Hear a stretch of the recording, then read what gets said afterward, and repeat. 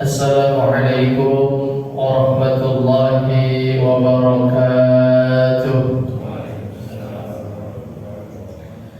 Al-Fatihah lillah ila hadrati nabiyina wa habibina wa syafi'ina wa maulana Muhammadin sallallahu alaihi wasallam. Thumma ila ruhi abai khalilil anbiya'i wal mursalin wa ali kulli minhum wa sahabati wal qarawati wa tabi'ina lahum bi ihsan ila yaumiddin. Thumma ila ruhi abaina wa ummahatina wa ajdadina jaddatina ikhwanina wa akhawatina wa qarabatina wa jiranina wa man ahsana ilayna wa man zalamna wa asana ilayhi wa li jami'il mu'minina wal mu'minat wal muslimina wal muslimat al-ahya'i minhum wal amwat sirra syekhina sadina wa murabbina wa qudwatina al-mukulla wal mujahid fi sabilillah al-syekh Haji Nur al-Akbar bin Hajjah Maimunah khususan ila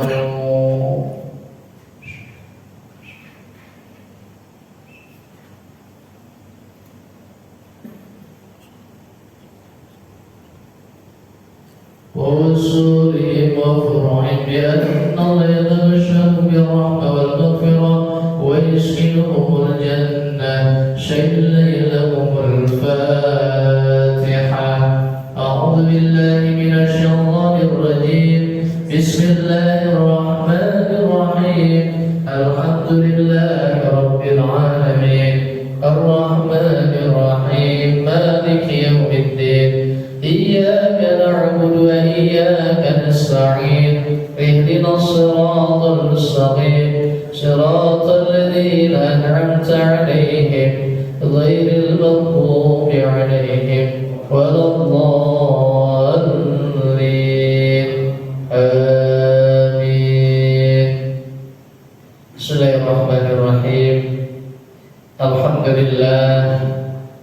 Alhamdulillahilladzi أنزل السكينة في قلوب المؤمنين وجعل الموت راحة لعباده المتقين والمخلصين.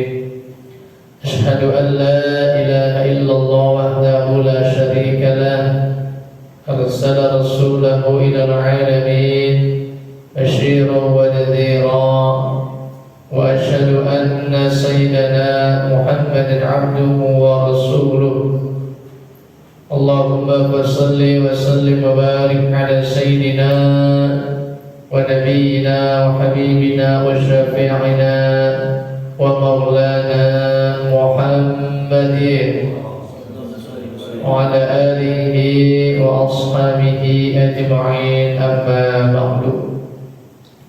Para bapak hadirin ma'asyiral muslimin, jamaah musholah Baitur Rasyid rahimakumullah.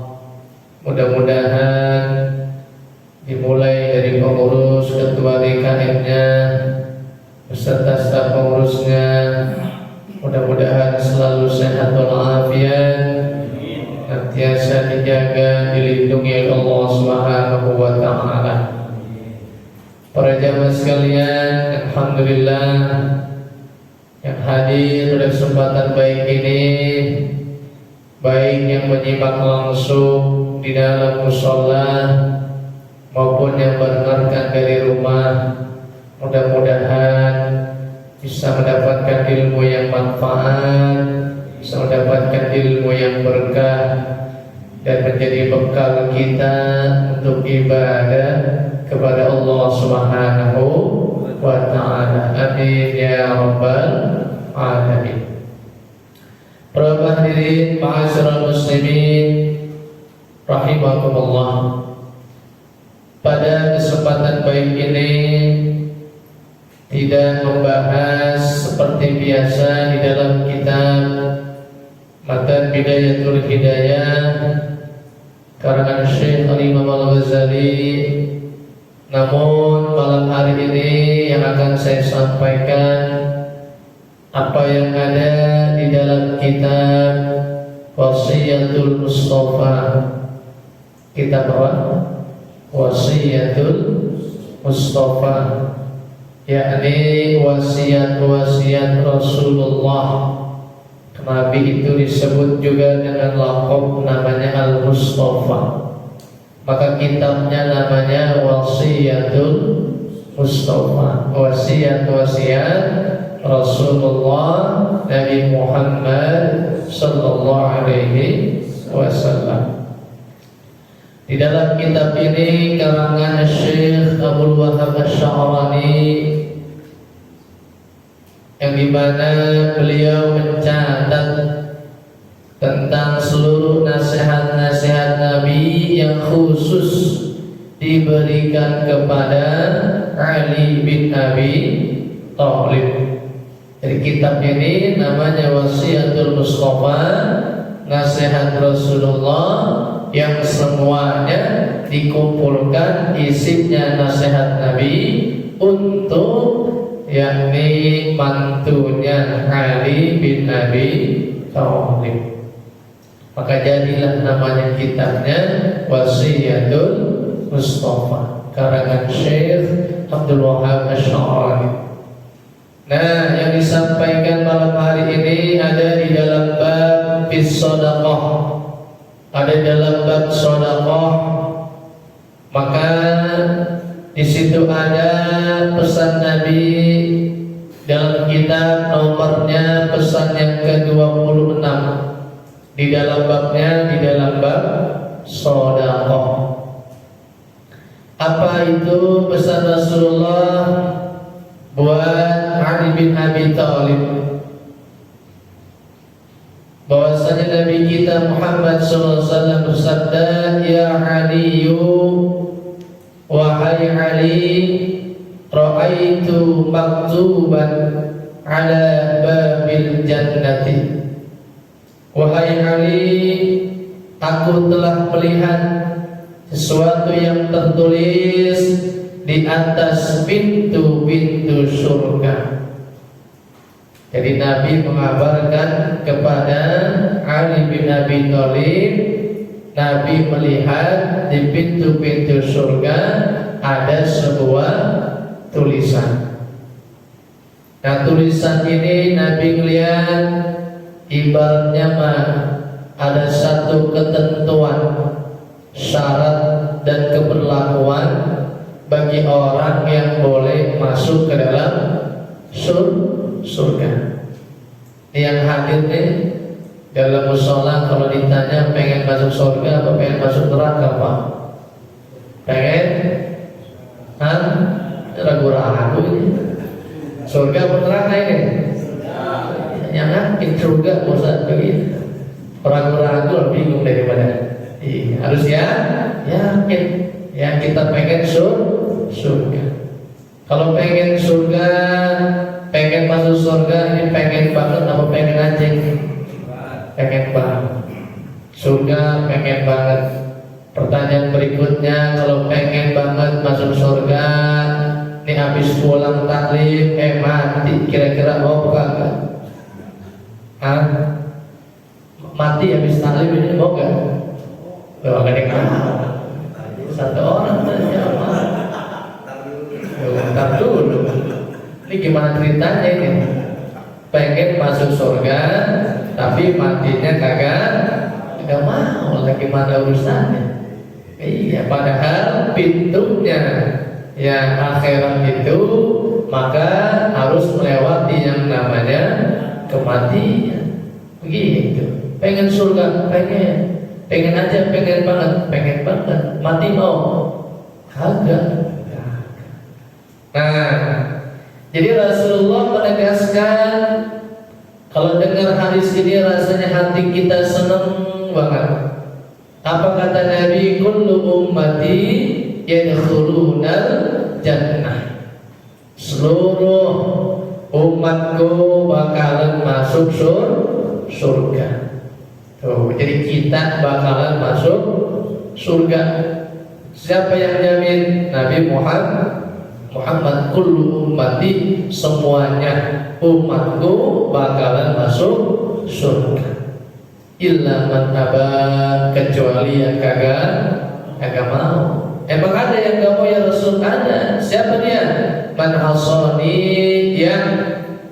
tidak mau mengikuti sunnah-sunnah Rasulullah. Yang pengen siapa? Man atoni, ya yang taat kepada Nabi. Itulah orang yang kagak pengen. Fakon haba, itu orang yang kagak pengen.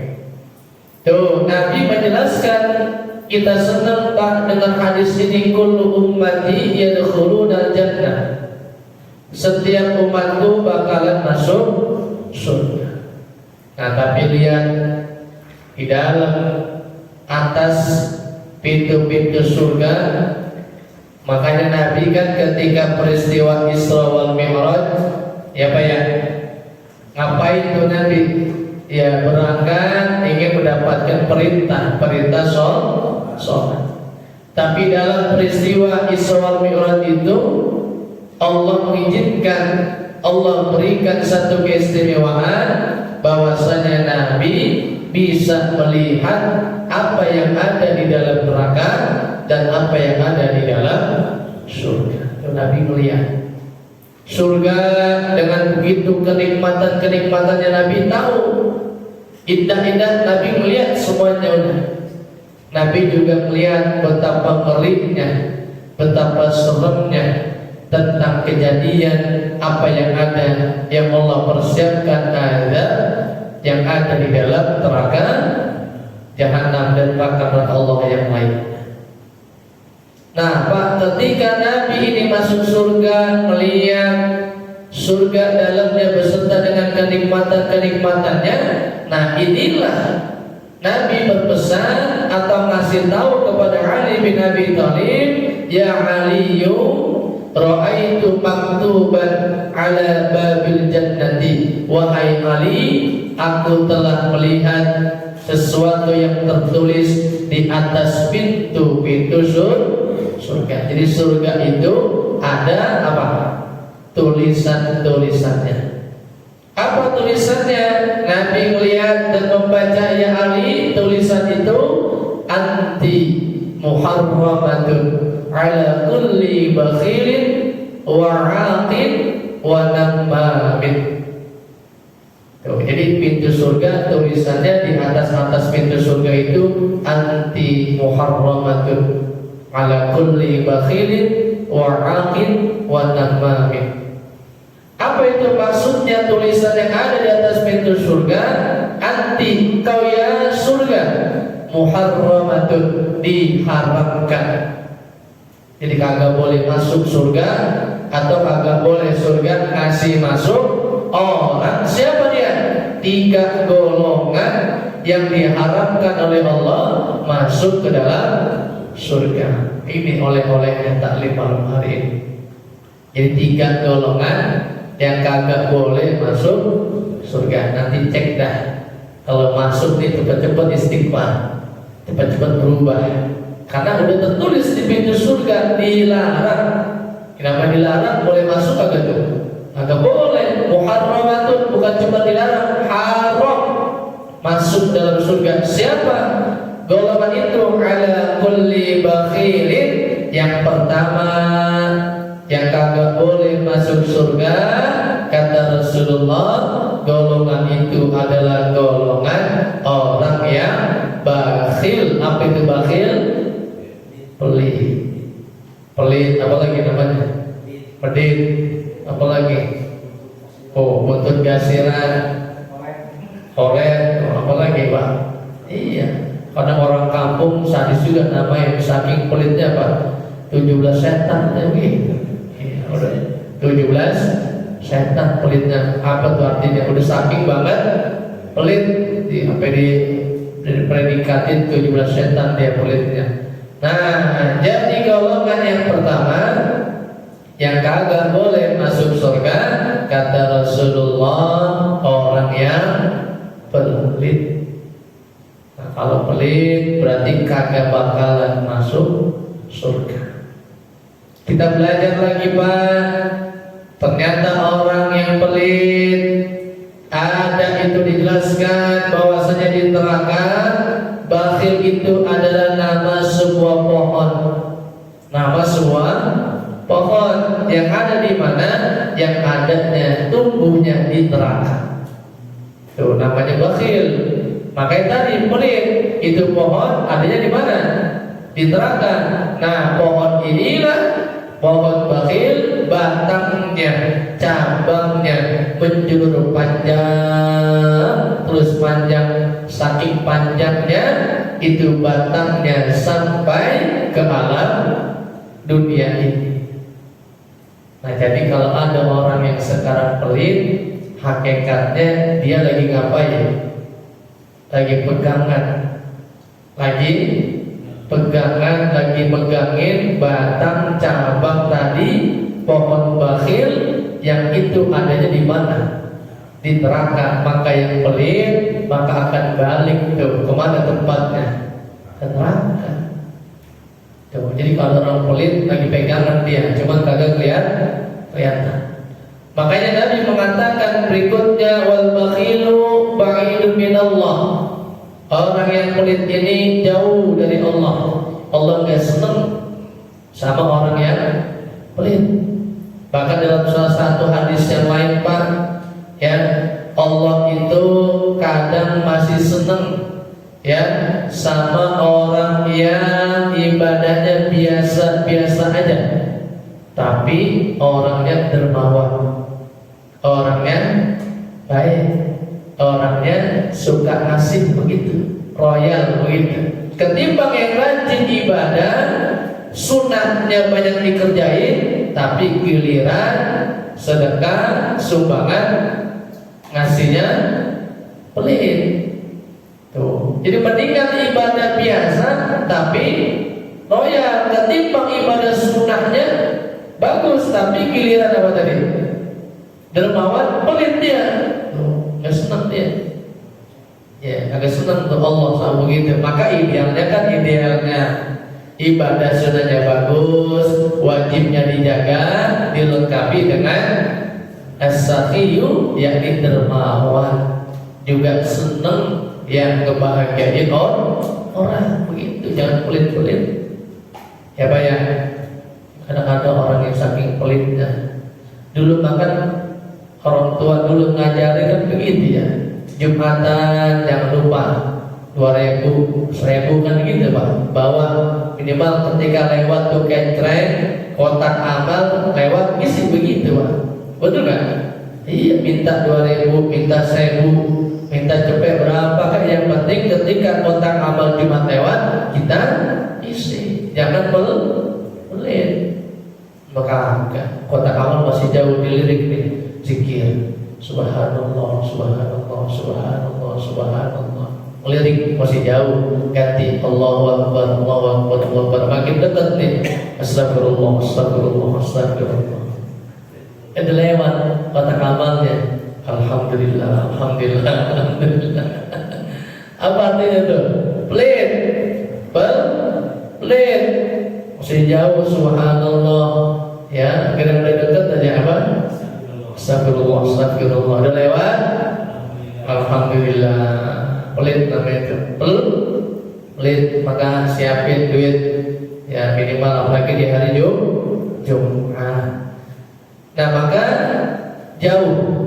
Gak senang Allah, gak senang, pokoknya gak senang sama orang yang pelit. Pokoknya kalau ibadahnya biasa, dermawan orangnya, cakep udah. Ya Pak ya. Kadang kan orang ini tertipu, disebut dengan kha'inatul a'yun. Dalam ilmu tasawuf dijelaskan itu ya, kha'inatul a'yun, kita ini dilihatnya ini mata apa namanya, fata morgana begitu Pak. Contohnya bagaimana pesawat terbang gede apa kecil Pak? Gede apa kecil? Hah? Gede apa kecil? Nah, ada gede kecil ini. Nah, tergantung kan kapan gedenya, lihatnya di mana? Di bandara. Gede nggak tuh? Gede pesawat itu. Tapi ketika terbang tinggi kecil, segi kita. Betul. Itu namanya khafinatul a'yun.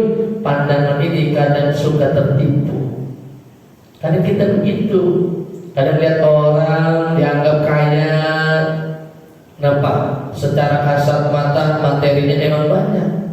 Tapi giliran panitia ada mau rendok musola Baitur Rasid datang ke rumah ngasih jadi dikit, padahal duitnya banyak.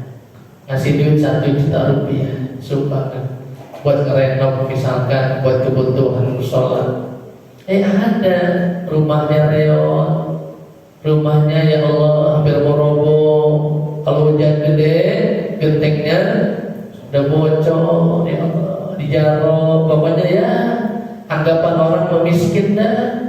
Tapi ketika pengurus musola datang ya minta sumbangan, dia cuma punya duit 50.000 nya.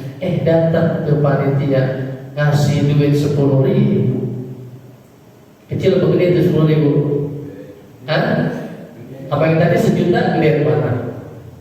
Gedean mana Pak? Nah, tergantung. Ya, 1 juta ternyata duitnya 1 miliar. Nyumbangnya 1 juta, berapa persen itu? 0,0, karena duitnya miliaran. Sementara yang tadi duitnya tahu itu? Ya, atu-atunya 50.000 nya. Dia berani nyumbang berapa? 10.000. Berapa persen itu? 10%. Betul? Iya, apa lebih kali itu ya. Mantap itu Pak. Artinya apa? Ini kadang kita suka tertipu. Nah, hakikatnya sebenarnya tuh yang kaya sama dia tuh. Yang kaya sama dia tabungannya banyak tuh. Duit cuma 50.000 nya. Dia berani ngasih duit 10.000, 10% itu, bahkan lebih. Sementara yang tadi 1 juta, ketika dicek duitnya banyak, berarti tidak ada 1% karena duitnya lebih banyak. Tuh. Nah, maka tadi ya kita kadang suka tertipu. Nah, makanya innal ghina sesungguhnya kaya itu kayanya di dalam hati dan jiwa. Nah, jadi kagak boleh masuk golongan yang pertama. Siapa dia? Golongan orang yang pelit.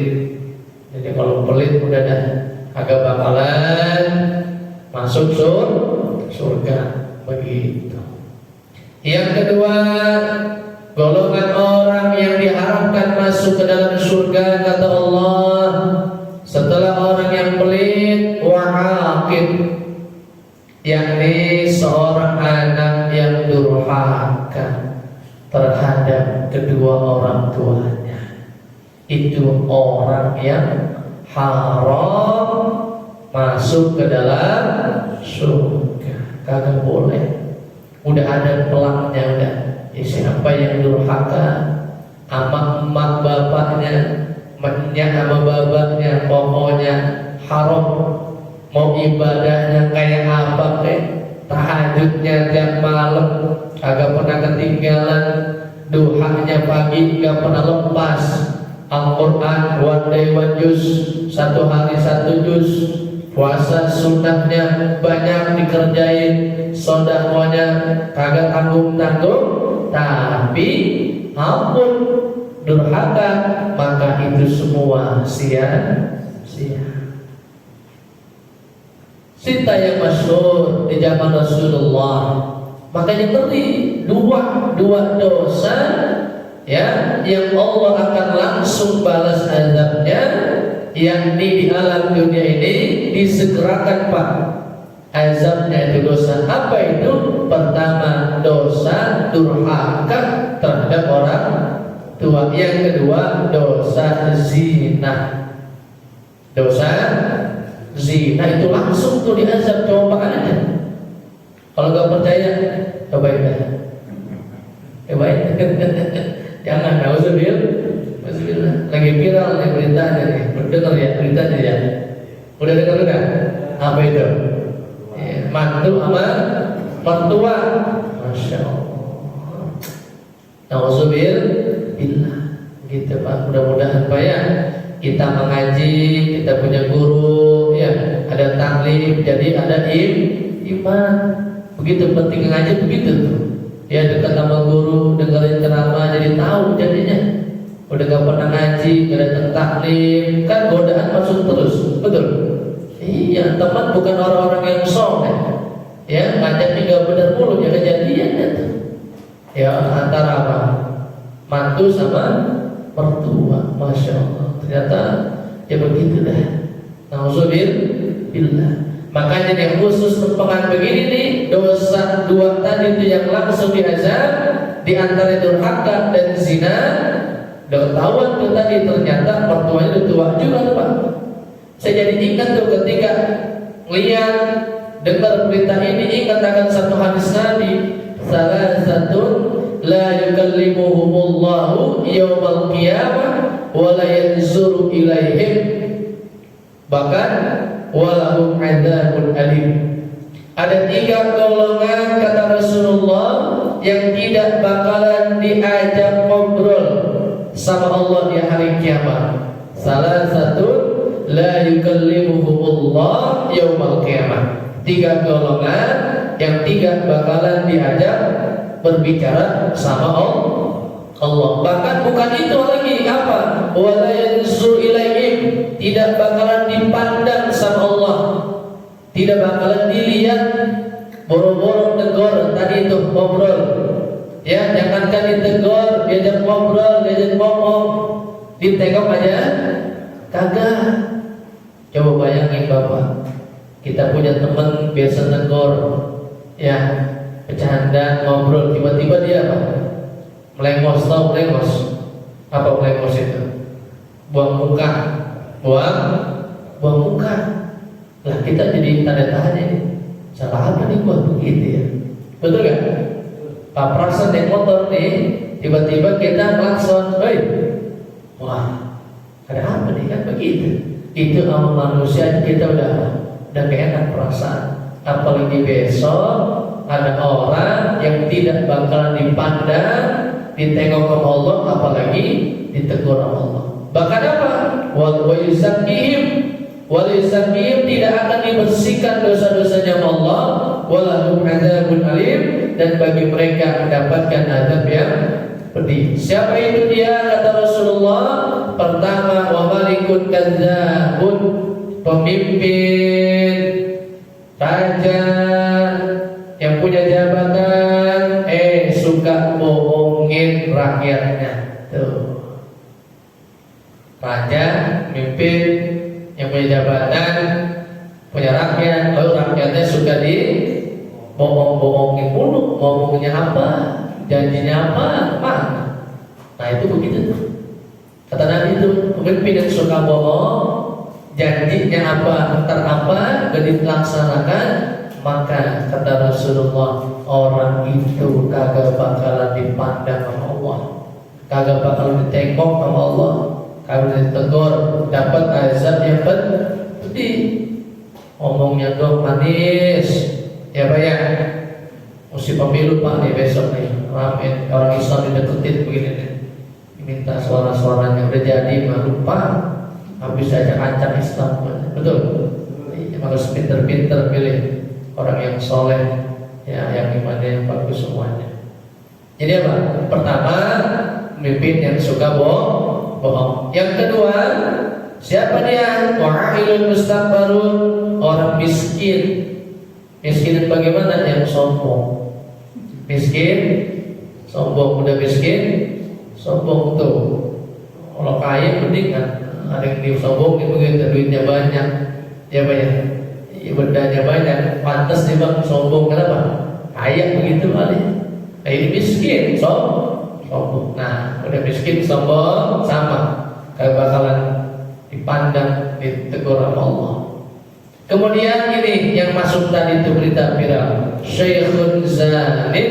Yang ketiga, orang yang tidak dipandang sama Allah, ditengok juga kagak, diajak tegur juga kagak, yang udah tua masih seneng sama zina. Syekhun Zalim, udah ubanan, udah punya cucu, udah punya mantu, tapi seneng sama zina. Tadi tuh beritanya itu. Alhamdulillah, jadikan ini hikmah buat kita, ya Pak ya. Kita ngaji jangan sampai nauzubillah. Tuh, makanya penting namanya ngaji jadi tahu. Nah, pribadi rahimahumullah, kalau boleh nih secara agama mengingatkan supaya jangan sampai terjadi yang tidak diinginkan, maka dalam usul fiqh ada namanya saddu dzarra'i, mencegah jangan sampai kejadian. Apa yang dimaksud dalam hal ini? Begini Pak, kalau dalam rumah tangga kita kan punya rumah nih, betul kan? Nah terus bapak nih, para suami pengen ngajak saudara tinggal di rumah kita. Alangkah baiknya kalau pengen ngajak suami itu ngajaknya tinggal di rumah kita yang perempuan. Yang perempuan, kenapa? Aman insya Allah. Agak ada tuh namanya perzinahan. Kenapa? Adik kita perempuan, bini kita perempuan, jadi apa tuh? Aman. Tapi kalau bapak ngajak saudara, entah abang, entah adik bapak, tinggal di rumah kita, kita berangkat kerja, bini di rumah aja, adik kita atau abang kita di rumah belum dapat pekerjaan, kira-kira bagaimana tuh? Nah, khawatir. Yang namanya bukan apa? Saudara kandung, ya nyetrum Pak. Satu rumah, ya mungkin habis mandi kan, handukan begitu Pak, waduh, ya kan? Bisa nyetrum itu. Maka ini banyak yang terjadi. Kadang orang yang kagak tahu tadi ngajak tuh laki, yang diajak adalah laki-laki. Nah ini kita perempuan sama-sama tadi, karena bukan sekandung, maka terjadilah tuh banyak berita yang kejadian begitu. Nauzubillah. Dan sebaliknya Pak, kalau istri bapak pengen ngajak saudaranya, misalkan tinggal di rumah kita, kalau bisa ngajaknya yang siapa? Laki-laki. Betul? Lah iya, kan dia mah saudara kandung. Namanya kandung bapak, insya Allah aman, betul? Cakep-cakepnya kandung saudara kita, seganteng-gantengnya saudara kandung, insya Allah dah ya kagak bakalan gitu ya. Tapi beda kalau di luar itu Pak. Maka kalau dia ngajaknya laki-laki, kita di suami juga laki-laki, insya Allah aman tuh. Maka jangan terbalik, bini ngajak empok atau adik yang perempuan, betul? Bini keluar, kita di rumah suami sama dia, ya udah datang.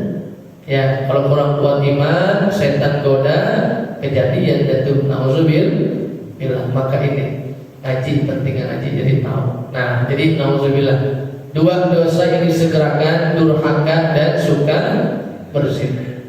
Nah kembali tadi adalah durhaka merupakan orang yang haram masuk ke dalam surganya Allah.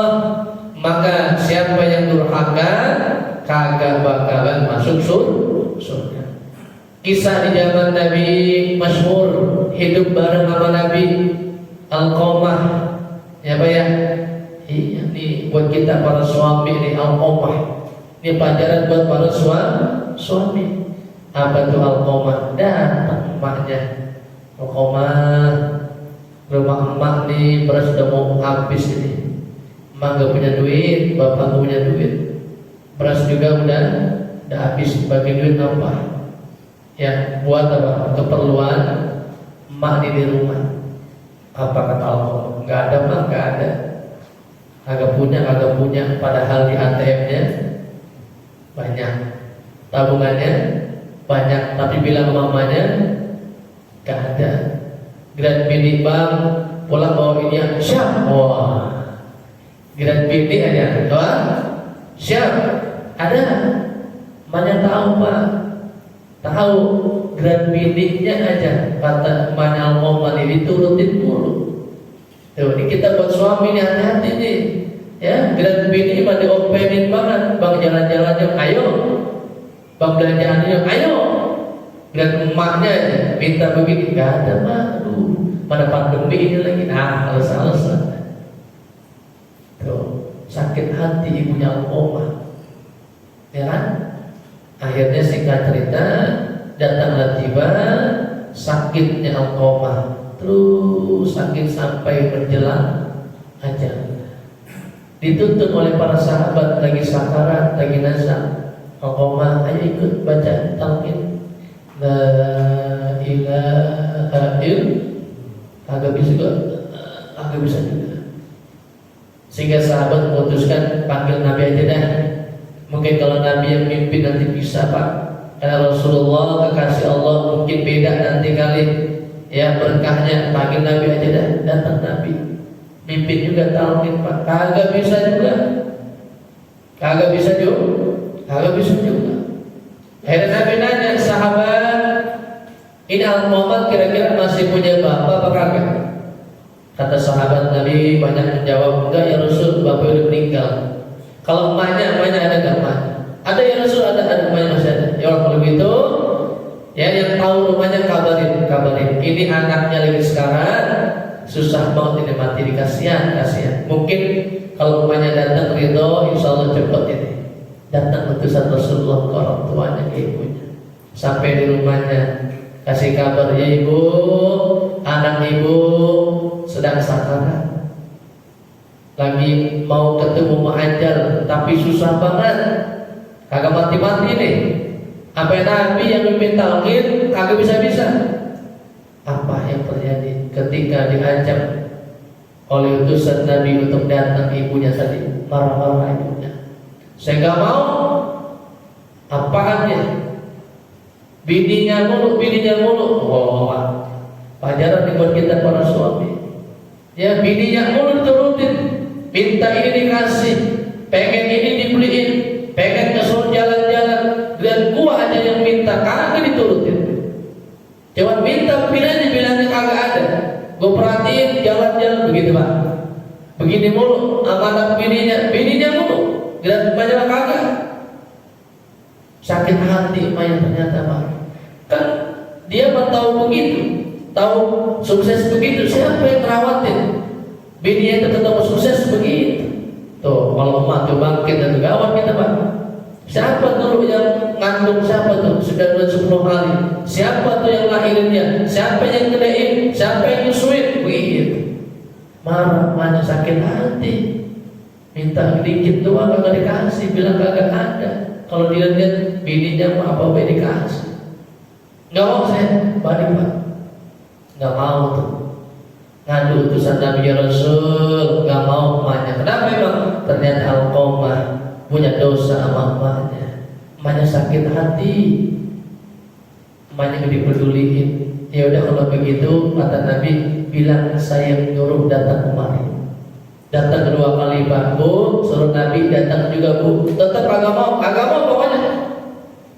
Datang lagi Pak, pulang utus Nabi, ya Rasul nggak mau juga. Ya udah dah, bilang dia yang terakhir. Kalau emang nggak mau datang, bilangin nama emaknya. Ini Al-Muhammad daripada begini kasihan, saya kumpulin, mendingan kumpulin kayu bakar aja dah. Dan saya bakar aja Al-Muhammad biar mati sekalian. Begitu. Utusan Nabi datang, Bu, maaf, kata Nabi kalau ibu nggak mau datang, agak apa-apa. Yang penting kasih kabar. Al-Qamah, kalau ibu nggak datang, mau dibakar hidup-hidup aja. Ketika dengar anaknya pengen dibakar hidup-hidup karena kagak mati-mati tadi tuh kasihan, langsung hati ibunya meleleh. Jangan itu anak saya. Jangan. Ya udah saya datang. Datang pahit melihat anak lagi sekarat, netes juga air mata Pak. Ya Allah, apa yang terjadi? Ya Rasul, ya saya maafin, saya ridhoi. Saya maafin kesalahan anak saya ridhoi. Udah saya hapus semua kesalahannya. Setelah itu baru Nabi pimpin talqin, baru bisa ngucapin 2 kalimat syahadat lancar. Apa hikmahnya buat kita? Orang atau anak yang durhaka sama emak bapaknya, 1, diancam mati su'ul khotimah. Yang kedua, diancam mati tidak bisa mengucapkan 2 kalimat syahadat. Nauzubillah. Bila kalau orang udah gak bisa mengucapin kalimat tauhid, kalimat iman di akhir hayatnya, maka matinya dalam keadaan su'ul khotimah atau kafir dia. Ngeri kita Pak.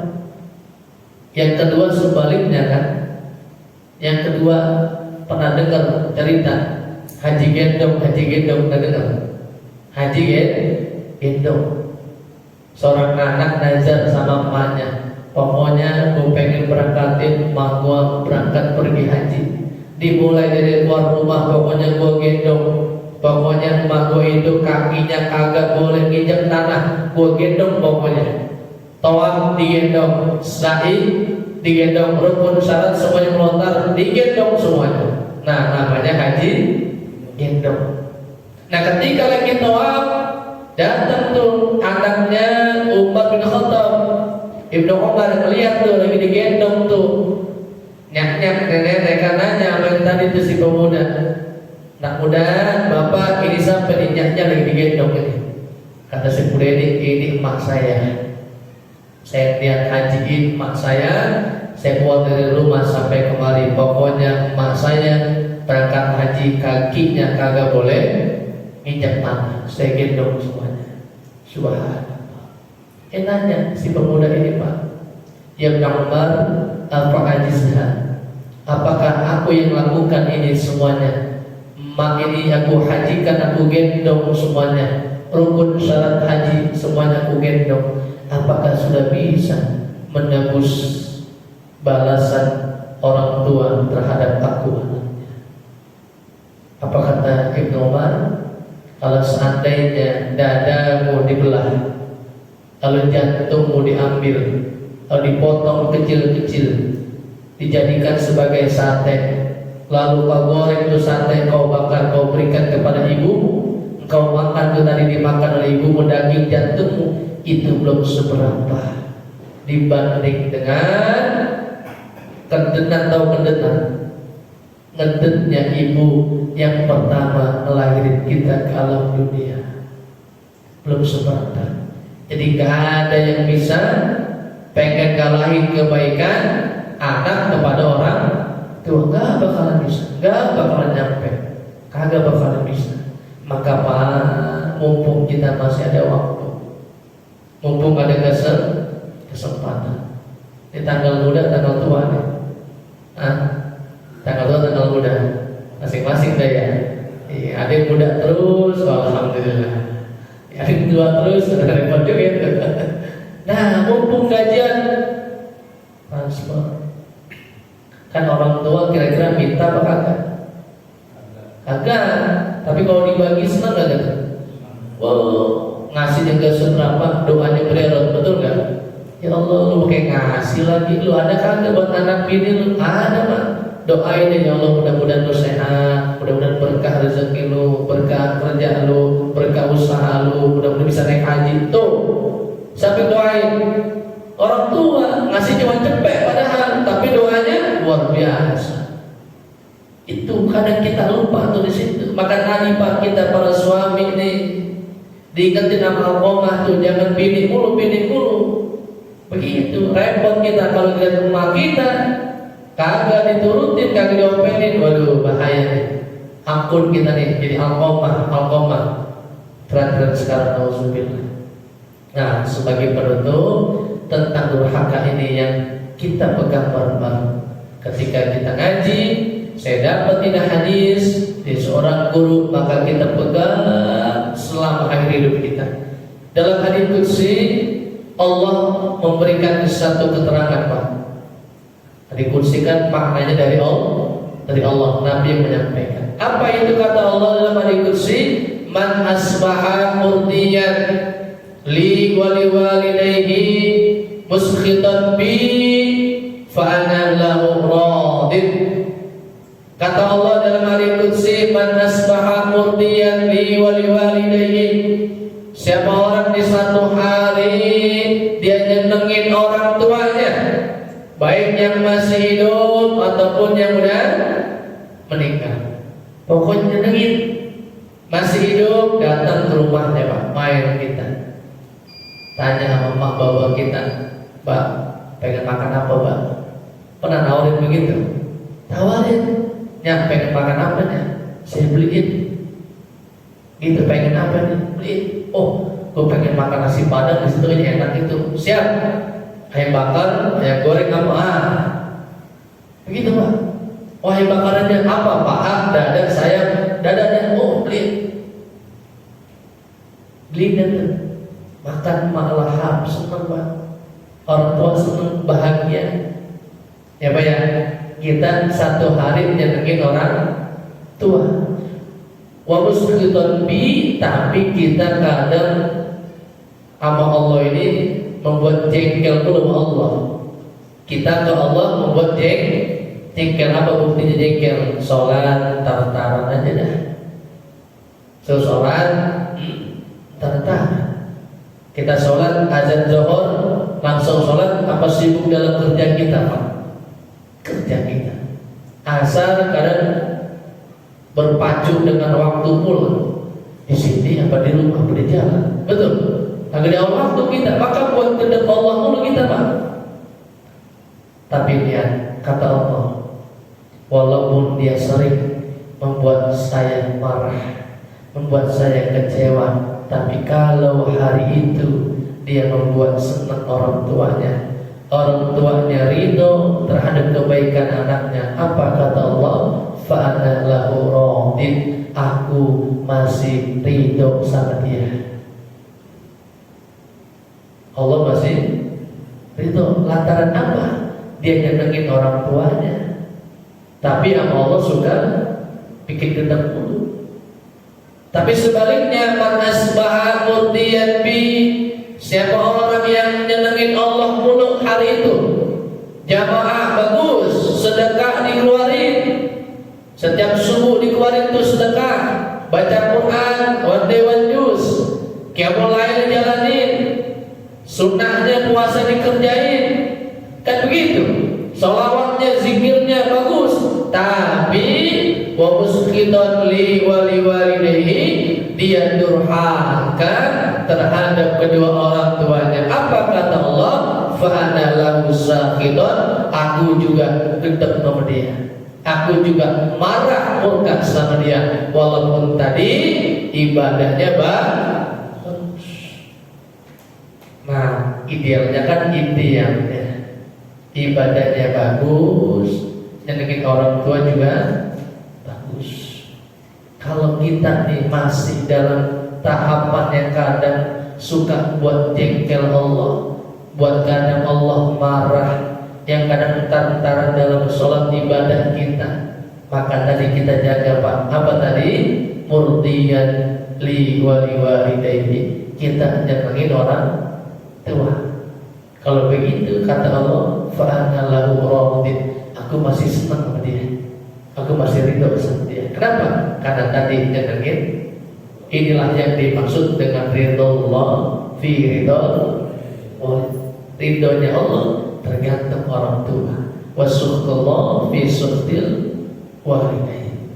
Yang kedua, golongan gak boleh masuk surga anak yang durhaka. Yang terakhir, kata Rasulullah, pintu surga menjelaskan yang kagak boleh masuk surga, wa namamin, yang suka ngadu domba, yang suka memberikan berita-berita palsu. Apa tuh zaman sekarang namanya? Hoax. Ya banyak antara berita hoax pada berantem. Ya Pak ya. Nah, satu kisah, ini bahayanya adu domba. Satu kisah ada di zaman perbudakan dulu. Nah, ini budak dijual Pak, diskon dengan harga yang murah. Kata si penjual, ayo diskon. Budak-budak nih tenaganya kuat, kerjanya bagus, rajin. Tapi kok dijual aneh, jualnya murah juga. Datang nih calon pembeli, berapa ini? Segini. Kok murah banget? Iya. Tapi kerjanya bagus, kerjanya cepat, rajin begitu. Tapi kata si yang punya, dikasih tahu cacatnya apa? Kerjanya bagus, kerjanya rajin, cepat, tapi cacatnya ini budak suka ngadu domba.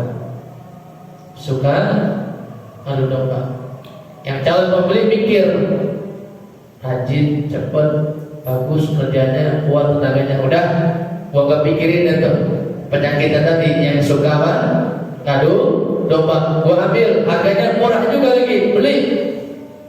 Dibeli dia tuh Pak, dipakai bener Pak, kerjanya bagus, cepat, tenaganya kuat. Sebulan 2 bulan, taruh 6 bulan dia kerja sama tuannya, mulai penyakitnya kambuh.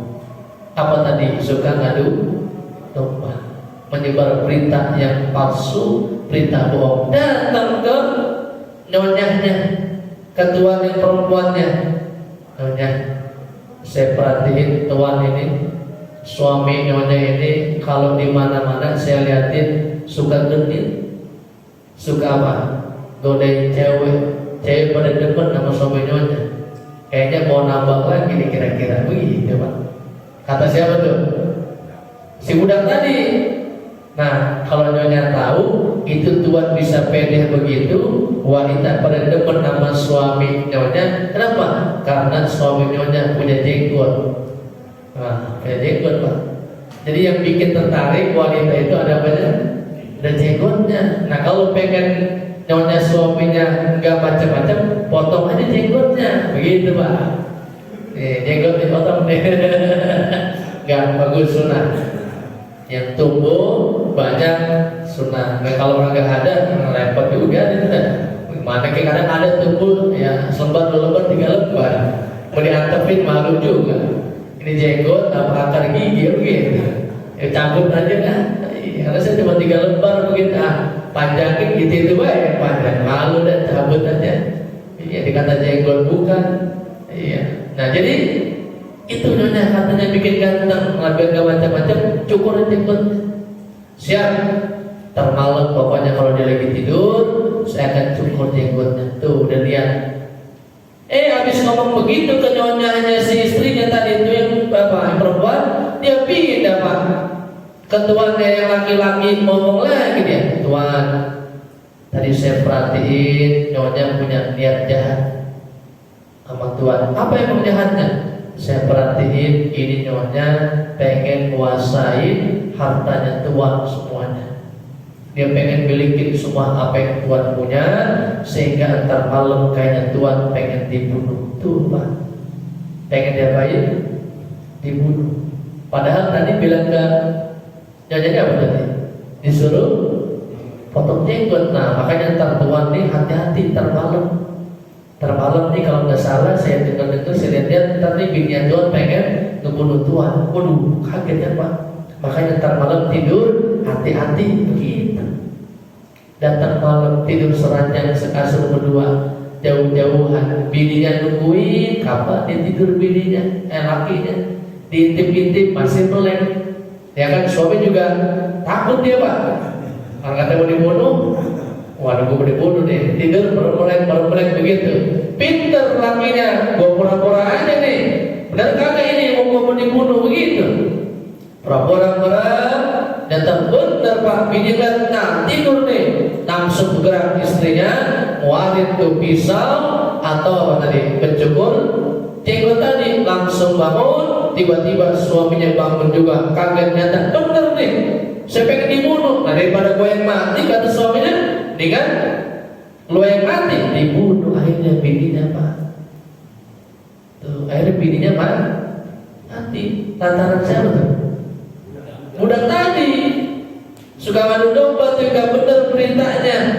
Tuh maka dia pikir gak apa-apa dah, yang penting tenaganya kuat, bagus kerjanya. Dia kepikirin tuh bahayanya adu domba bisa menyebabkan kematian seseorang. Makanya hati-hati zaman sekarang sama orang suka adu domba. Nah terakhir saya tutup di yang ketiga ini tentang adu domba. Nabi melewati, dalam satu hadis dijelaskan, Nabi melewati sebuah makom di Mekah atau di Madinah. Nabi kemudian apa? Basami'a sauta insanaini yu'adzabani fi quburiha. Nabi mendengar 2 manusia di dalam kuburnya yang sedang diazab. Tapi Nabi bilang, apa dia? Wa ma yu'adzabani fi kabir. Ini orang diazab di kuburnya bukan perkara yang besar. Bukan perkara yang besar dosanya. Apa? Satu, kata Nabi, ahaduhuma la yastatiru min baulihi. Ini orang kalau kencing pipisnya kagak bersih. Habis kencing, toharonya kagak bersih. Habis pipis, kencing, buang air kecil, belum sampai habis, belum sampai tiris bener untuk kencing, kan najis Pak. Betul, kencing kita najis, udah pengen dimasukin baik. Ya, padahal masih ada. Dipakai itu celananya buat sholat, dipakai itu celananya buat ibadah, kira-kira sah apa kagak? Kagak. Kenapa? Pakaiannya masih ada najisnya. Perkara kecil bukan perkara besar, dia diazab tuh apa? Kalau kencing kagak bersih, masih netes, masih belum bersih bener-bener, udah dimasukin baik.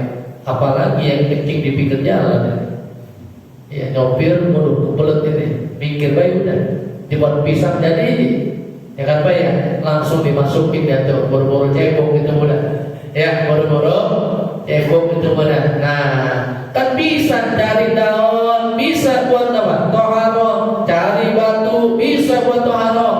Kemudian nanti pakai batu, digosok lagi, habis dah tuh, ledes dah. Kayak batu itu habisnya. Bisa ada air bawah aqua kencing bersuci. Itu yang pertama, hati-hati nih kita kencing yang kagak tiris, kagak bersih, menyebabkan azab kubur. Nauzubillah. Yang kedua tentang tema ini tadi, kata Rasulullah, wa kada nasar, yang satu lagi diadab yamshi bin namimah. Ini orang suka adu domba.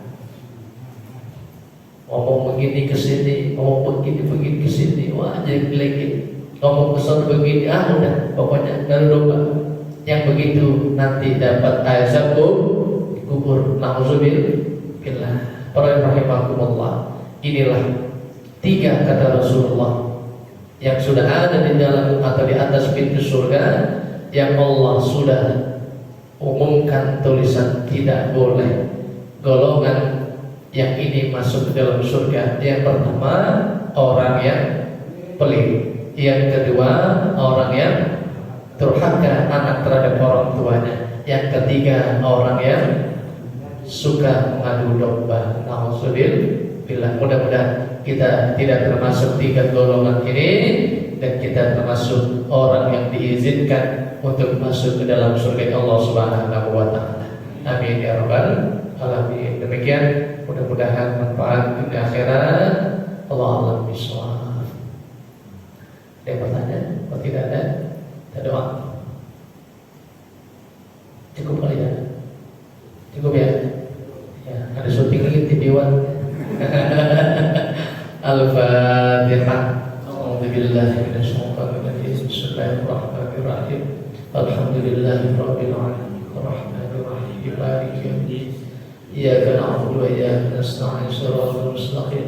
Shiratal ladzina an'amta 'alaihim ghairil maghdubi 'alaihim waladdallin. Astagfirullahal azim. Astagfirullahal azim. Astagfirullahal azim. Ilahil karimatul karim. Allahumma salli ala sayyidina Muhammadin fil awwalin wal akhirin. Salli wa radiyallahu tabaraka wa ta'ala sadatina ashabi sayyidina Rasulillah ajma'in. Bismillahirrahmanirrahim. Allahumma salli ala sayyidina Muhammad wa ala alihi sayyidina Muhammad. Allahumma hdina wa waffiqna ila al-haqq mustaqim wa najjina ya ilahana min al-qawmi as-salimin wa tawaffana muslimin wa tawaffana muslimin wa lihqna ya Allah bis-salihin bi rahmatika ya arhamar rahimin. Allahumma arina al-haqqa haqqan warzuqna ittiba'ah wa arina al-batila batila warzuqna ijtinabah. Allahumma inna na'udzu bika min 'ilmin la yanfa' wa min qalbin la yakhsha' wa min nu'in la yasma' wa min 'amalin la yurfa' bi rahmatika ya arhamar rahimin. Rabbana atina fid dunya hasanah fil akhirati hasanah wa qina adzaban nar. Sallallahu ala sayyidina Muhammadin sallallahu alaihi wasallam walhamdulillahi rabbil alamin. Subhanaka Allahumma wa bihamdika asyhadu an la ilaha illa anta astaghfiruka wa atubu ilaik.